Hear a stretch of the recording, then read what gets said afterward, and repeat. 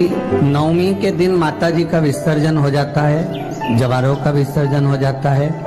व्रत करने वाले कन्या पूजन भोजन भंडारा कराकर, सती कथा में कही थी कि नवरात्रे एकम से प्रारंभ नहीं होते, अमावस्या की रात्रि से प्रारंभ हो जाते, इसलिए उसको कहते हैं नवरात्रे। क्योंकि नवमी के दिन माता जी का विसर्जन हो जाता है, जवारों का विसर्जन हो जाता है। व्रत करने वाले कन्या पूजन भोजन भंडारा कराकर विराम दे देते हैं। तो नवमी की रात्रि उसमें नहीं जुड़ा पाती, उसमें रात्रि अगर जुड़ती है तो ये अमावस्या की रात्रि से जुड़ना प्रारंभ होता है, तब जाकर वो नवरात्रि पूर्ण हो पाती।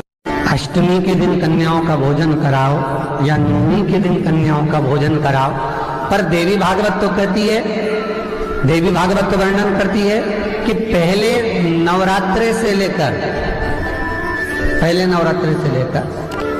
नौमी तिथि तक जितने दिन देवी के होते हैं, प्रत्येक दिन में आप किसी भी दिन कन्याओं का भोजन करा सकते हो, पहली रात्रि से लेकर पहला दिन से लेकर।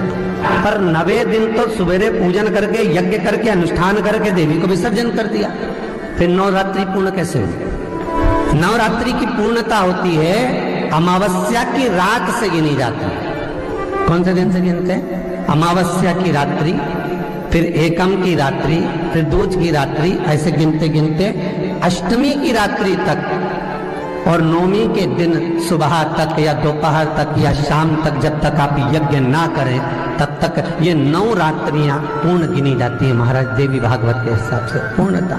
अब हमने कन्या भोजन का जो क्रम बनाया, अष्टमी के दिन करा देंगे, नवमी के दिन करा देंगे, इस तिथि को करा देंगे, पर भाव देखिए, शास्त्र कहता है भूखे को भोजन जब कराइए जब उसको भूख लगी हो, और ऐसों को कराइए जिसको जरूरत पड़ रही है। अभी नवरात्रि चल रहा है, दुर्गा सप्तशती का पाठ आप लोग कर रहे होंगे। कौन कौन कर रहा है जरा हाथ उठाओ। आप लोग कर रहे हैं, बहुत अच्छी बात है। अगर आप नहीं कर रहे होगे तो ब्राह्मण दुर्गा सप्तशती का पाठ कर रहे होंगे। उस दुर्गा सप्तशती के पाठ में एक एक जगह पर एक एक स्थान पर देवी का स्थान बताया है। आप लोग अगर सुने होंगे पढ़े होंगे तो उसमें बताया गया है, हे मैया मेरे इस अंग की रक्षा करो, हे भवानी मेरे इस अंग की रक्षा करो, हे माँ मेरे इस अंग की रक्षा करो, हे भवानी मेरे इस अंग की रक्षा करिए, हे माँ आप मेरे नैनों की रक्षा करिए, हे माँ आप मेरी श्रवण शक्ति की रक्षा करिए, हे माँ आप मेरी जिह्वा की रक्षा करिए, हे माँ आप मेरी जंघा की रक्षा करिए। आया कि नहीं आया? जब दुर्गा सप्तशती में एक एक स्थान का महत्व आया है कि इस जगह पर ये देवी का स्मरण करेंगे तो माँ मेरी कल्याण करेगी, माता मेरा उद्धार करेगी, बस उसी भाव उसी स्थान को।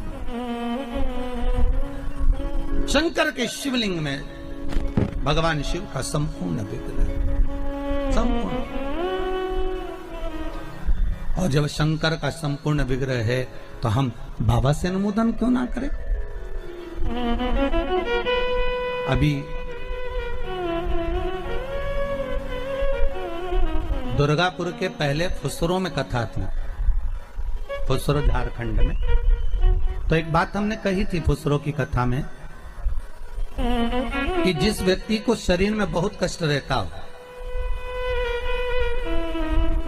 बहुत ज्यादा कष्ट अगर शरीर में रह रहा हो, तो मक्खन थोड़ा सा गाय के दूध का माखन निकालकर शंकर के शिवलिंग पर जो व्यक्ति बीमार रहता है उस व्यक्ति का स्पर्श कर। अभी तो खैर कोरोना महामारी चल रही है तो मंदिर भी सारे बंद हैं, पर प्रयास करा करो उस मक्खन का लेपन, जब ये कोरोना महामारी समाप्त हो जाए तब माखन का लेपन शंकर के शिवलिंग पर करना प्रारंभ करो, श्री बिजलेश्वर महादेव का नाम लेकर।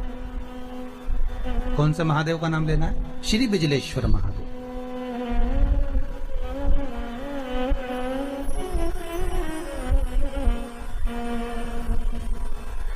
पूरी दुनिया में बिजलेश्वर महादेव एक ही जगह पर विराजमान है, हिमाचल में, मनाली के पास। पूरी दुनिया में शंकर जी का एक ही मंदिर है जहां पर बिजली गिरती है शिव जी के शिवलिंग पर और शिवलिंग के टुकड़े हो जाते हैं। फिर उस मनाली में एक परिवार ऐसा है जिसके पांव नहीं है, वो बिना पांव का व्यक्ति पूरे मनाली में से मक्खन मांगता है दान में कि बाबा के शिवलिंग के टुकड़े हो गए। फिर वो चढ़ता चढ़ता ऊपर जाता है, धीरे धीरे घसीटता चलता हुआ जाकर बिजली महादेव का एक एक पत्थर उठा उठाकर, शंकर जी का शिलाखंड उठा उठाकर उसको मक्खन से जोड़ता जाता है, मक्खन से जोड़ता है। उसके बाद में फिर हाथी के पांव से भी तुड़वाओ, सूंड से भी तुड़वाओ तो वो शिवलिंग नहीं टूटता, मात्र मक्खन से चिपक जाता है। वो बिजली महादेव है। शंकर की अष्टमी के दिन कन्याओं का भोजन कराओ या नवमी के दिन कन्याओं का भोजन कराओ। नौमी तिथि तक जितने दिन देवी के होते हैं, प्रत्येक दिन में आप किसी भी दिन कन्याओं का भोजन करा सकते। अष्टमी की रात्रि तक और नौमी के दिन सुबह तक या दोपहर तक या शाम तक, जब तक आप यज्ञ ना करें तब तक ये 9 रात्रियां पूर्ण गिनी जाती हैं महाराज देवी भागवत के हिसाब से। पूर्ण कन्या भोजन का जो क्रम बनाया, अष्टमी के दिन करा देंगे, नौमी के दिन करा देंगे, इस तिथि को करा देंगे, पर भाव देखिए। शास्त्र कहता है भूखे को भोजन जब कराइए जब उसको भूख लगी हो, और ऐसों को कराइए जिसको जरूरत पड़ रही है। और नवरात्रि में भी देवी की आराधना का एक स्मरण का सुख है महाराज। ज्योत का विधान है, नवरात्रि में देवी की ज्योत लगती है, अखंड ज्योति लगती है, जवारे बुआए जाते हैं, कलश लगता है। ज्योत का भी विधान है। जिसके यहाँ दिया अखंड जलाया जाता है, अगर वो दिए की लो, दिए की बाती अगर दक्षिण दिशा की होती है तो उसके घर में साल भर में एक घात जरूर होती है। जो दिया अखंड जलता है उसकी बाती का मुख दक्षिण का नहीं होना चाहिए। अगर आपने देवी भागवत का स्मरण कराओ, देवी भागवत को अगर सुना हो, तो देवी भागवत में स्पष्ट किया गया कि पूर्व की ओर मुख करा हुआ दिया, अर्थात पूर्व की ओर ज्योत जो जलाई जाती है वो संपदा की वृद्धि करती है। पश्चिम की ओर मुख कर कर जो ज्योत लगाई जाती है महाराज वो वैभव को देती है।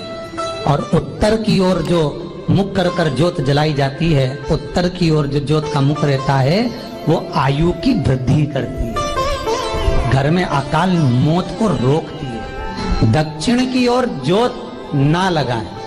अगर आपको लगाना है पूरब की लगाएं, पश्चिम की लगाएं या उत्तर की लगाएं।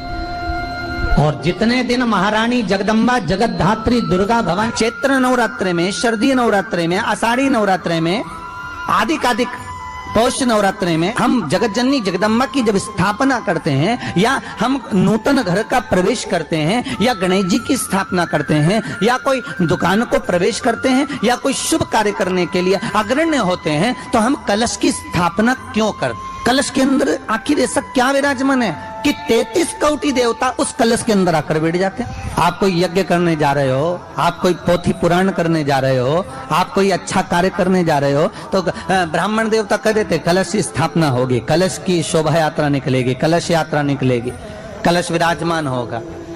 उस कुंभ की उस घड़े की महत्वता कहां से प्रकट हो गई? शिव महापुराण की कथा कहती है महाराज, भगवान ओघड़दानी शंकर स्वयं आद्य शक्ति जगदम्बा से कहते हैं कि जगदम्बा तू क्या चाहती है बोल। तो जगत जननी जगदम्बा कहती है कि जहां मैं हूं वहां शंकर है, ये आपने कह दिया, पर जहां शंकर है वहां पार्वती का होना जरूरी है। उसके लिए सिद्ध करने के लिए एक स्थान ऐसा बनाया जाए जहां पर शंकर विराजमान है और शंकर के साथ पार्वती विराजमान है। तो शिव जी ने कहा पार्वती उसके लिए मैं तुझे एक सुंदर कलश का निर्माण कर कर देता हूं।